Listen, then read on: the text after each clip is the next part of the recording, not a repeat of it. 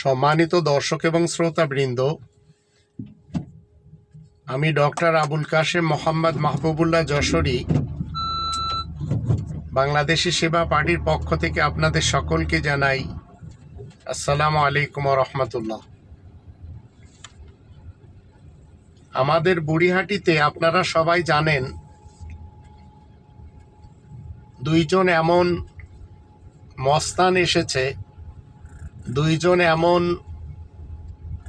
ঠকবাজ এসেছে, দুইজন এমন জোচ্চোর এসেছে, দুইজন এমন ডাকাত এসেছে, দুইজন এমন ঈমান চোর এসেছে, দুইজন এমন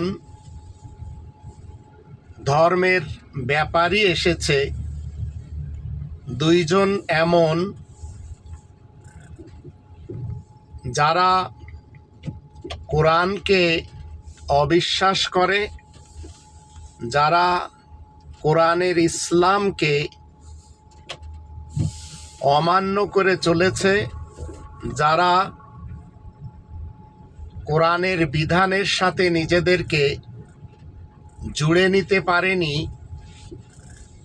এই দুইজন এরা কোরআনের দৃষ্টিতে কাফের এবং মুরতাদ। এরা দুইজন এই বুড়িহাটি গ্রামের মানুষকে কোরআনচ্যুত করে ছাড়বে, কারণ এদের দুইজনের ইসলামের কোনো ভিত্তি জানা নেই। যা জানা আছে তা সবই ভেজাল, তা সবই ত্রুটিযুক্ত, যার কারণে এদের পিছনে যদি আপনারা যান, আপনাদের ঈমান আমল সব কিন্তু চলে যাবে। তাই আমি আপনাদের সকলকে সতর্ক করছি, এরা এতটাই কোরআনের শত্রু যে কোনোভাবেও এরা আপনাদেরকে খালিস ইসলামের দিকে, নির্ভেজাল কোরআনের দিকে নিয়ে যেতে পারবে না। যার ফলে এদের পিছনে যদি আপনারা যান, মনে রাখবেন এরা আমার সাথে যা কিছু করেছে আপনাদেরকেও এরা ছাড় দিবে না। আমার সাথে এরা কি করেছে, আমার বাবার পক্ষ থেকে যে জমি আমি ভাগে পেয়েছিলাম, সেই জমিতে আমার মা বলেছিলেন একটি বাড়ি করতে, তাই আমি করেছিলাম।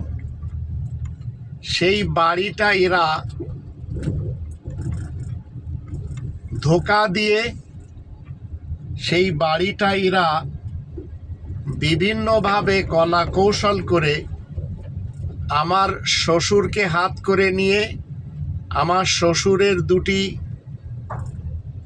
ছেলেকে হাত করে নিয়ে, আমার দুটি মেয়েকে হাত করে নিয়ে, আমার স্ত্রীকে হাত করে নিয়ে সামান্য কিছু অর্থ তাদেরকে ধরিয়ে দিয়ে কবজা করে নিয়েছে।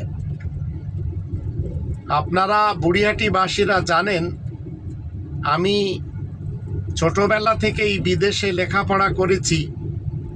এখনো আমি কষ্ট করে এই 56 বছর বয়সেও 3টে চাকরি করি। একটা চাকরি করি জার্মানের পোস্ট অফিসে DHL-এ, আর একটি চাকরি করি জার্মানের মার্সিডিস কোম্পানির ডেলিভারি বিভাগে। আবার সপ্তাহে 2 দিন যে ছুটি পাই, সেই 2 দিন আমি চাকরি করি বার্গার কিংয়ে। এইভাবে আমি কষ্ট করে হালাল পয়সা কামাই। আমি কখনো হারামের কাছেও যাইনি, আর হারাম কামাইকে আমি কখনো পছন্দ করি না। আমি 100 টাকা কামাই করলে জাকাতের খুমুস 20 টাকা সেখান থেকে দিয়ে দেই, কারণ আমি কোরআনের ইসলামকে মেনে চলি। আমি কোনোভাবেও মানুষের বানানো কোনো ধর্মকে মানি না এবং মানুষের বানানো কোনো ধর্মের ধারে কাছেও আমি যাই না। এভাবেই আপনারা যদি আমার এই বাবার 2 সন্তানকে না চিনতে পারেন, তাহলে জীবনে সবচেয়ে বড় ভুল করবেন। এদের একে একে মুখোশের চেহারা আমি আপনাদের সামনে তুলে ধরছি। আপনারা এদেরকে চিনে এদের থেকে যদি দূরে না থাকেন, তাহলে মনে রাখবেন আমার বাড়ি যেমন এরা কবজা করে নিয়েছে, আপনাদের ঈমান এরা চুরি করে নেবে। কারণ এরা 2 জন এত বড় মাপের বেঈমান, এরা 2 জন এত বড় মাপের ডাকাত যে আমার জায়গা জমিকে নেওয়ার জন্য যত ধরনের কুকৌশল করার দরকার সবই করেছে, যার ফলে আমার স্ত্রী আর কোনোদিন যেন বুড়িহাটিতে না আসতে পারে, তাই তার হাতে কিছু টাকা ধরিয়ে দিয়েছে। আর আমার মেয়ে দুটি, তারা যেন বাবার বাড়িতে না আসতে পারে, দাদার বাড়িতে না আসতে পারে, তার জন্য তাদেরকেও ম্যানেজ করে নিয়েছে। এরা এতটাই দুর্নীতিবাজ, এরা ইসলামের কোনো একটি সেক্টরকে না মেনেছে কখনো, না মানবে। আর এদের 2 জনের নাম আপনারা জানেন। একজনের নাম সর্দার আবুল হাসান হুজুর, আর একজনের নাম সর্দার মোহাম্মদ রায়হানুল ইসলাম হুজুর। এরা মূলত হুজুর সেজেছে, এরা ইসলামের কেউ না। এরা আপনাদের সকলকে ধোঁকা দিয়ে আপনাদের কাছ থেকে টাকা পয়সা হাতিয়ে নিবে, যেভাবে আরব থেকে হাতিয়ে নিয়ে আসে আপনাদেরকে দেখিয়ে। এই 2 জন এরা একটু শক্তি রাখে না, কেননা এরা আল্লাহ তাআলার ভয় কি জিনিস জানে না। তাই আমাদের গ্রামে এমনিতেই মুসলিম নেই বললেই চলে। যারা বিএনপি মার্কা মুসলমান রয়েছে, তাদের সামনেও এরা মাথা নত করে, যেটি আপনারা দেখেছেন যখন মাহবুবুর রহমান মল্লিক কথা বলছে, তখন এই ধর্মজীবী আগুনখোর সর্দার আবুল হাসান হুজুর কিভাবে মুখ বানিয়ে বসে আছে, সেটিও আপনারা দেখছেন। আবার জামাত শিবিরের মুসলমান যখন ধর্মের গান গায়, তখন সর্দার মোহাম্মদ রায়হানুল ইসলাম হুজুর কিভাবে মোবাইল টিপাটিপি করছে, সেটিও আপনারা দেখছেন। মনে রাখবেন, এরা কোনোদিন ইসলাম শেখেনি, আর এরা ইসলামের ধারে কাছেও কখনো ছিল না, আর আগামীতে যে থাকবে তার 1% গ্যারান্টি নেই।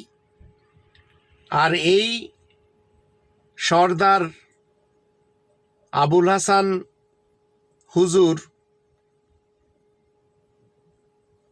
এমন বজ্জাত যে আমার মায়ের বাবার বাড়ির সম্পদগুলিও সে তার মাদ্রাসায় লিখে নিয়েছে। মাদ্রাসা মানেই হচ্ছে তার দ্বিতীয় স্ত্রীকে কিভাবে লালন পালন করবে, তার জন্য দরকার তার একটি ধর্মের খোয়ার মাদ্রাসা বানানো, তাই বানিয়েছে। এখন আমার মাকে এই দুইজন কাফের এবং মুরতাদ, যাদের কাছে ইসলামের ন্যূনতম জ্ঞান নেই, জান্নাতের সুসংবাদ দিয়েছে। অথচ এরা জান্নাতে যাওয়ার 1% গ্যারান্টি রাখে না। এরপরেও যদি আপনারা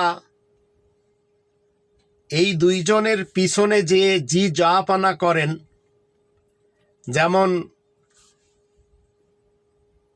এদের পিছনেই যে এই বুড়িহাটি গ্রামের এক অংশ, যাদের কাছে কোরআনের কোনো জ্ঞান নেই, তারাই এদের পিছনে যে এদের গঙে সামিল হয়ে গেছে।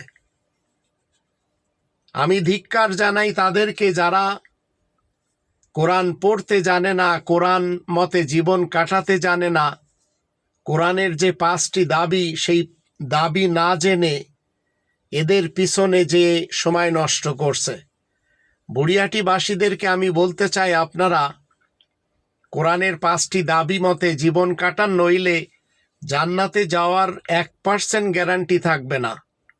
আর 5টি দাবি কোরআনের, 1 নম্বর দাবি, কোরআনকে শতভাগ মানতে হবে, অন্য কোনো গ্রন্থকে মানা যাবে না। 2 নম্বর দাবি, কোরআনের ভাষায় কোরআন পড়া শিখতে হবে, অন্য কোনো গ্রন্থ ইসলামের নামে পড়া যাবে না। 3 নম্বর দাবি, মাতৃভাষায় কোরআনকে জানতে হবে, অন্য কোনো গ্রন্থকে মাতৃভাষায় জানার আদৌ কোনো দরকার নেই ইসলামের ব্যাপারে। 4 নম্বর দাবি হলো, এই কোরআন মতে জীবন কাটাতে হবে, অন্য কোনো গ্রন্থের কোনো হুকুম মানলে মুশরিক হয়ে যেতে হবে। আর 5 নম্বর, শুধু এই কোরআনে তাবলিগ করতে হবে, অন্য কোনো গ্রন্থের তাবলিগ করলে কাফের হয়ে যেতে হবে। তাই আপনারা সবাই এই কাফের মুরতাদ সর্দার আবুল হাসান হুজুর থেকে, কাফের মুরতাদ সর্দার মোহাম্মদ রায়হানুল ইসলাম হুজুর থেকে দূরে থাকবেন। আল্লাহ আমাদের সহায় হউন।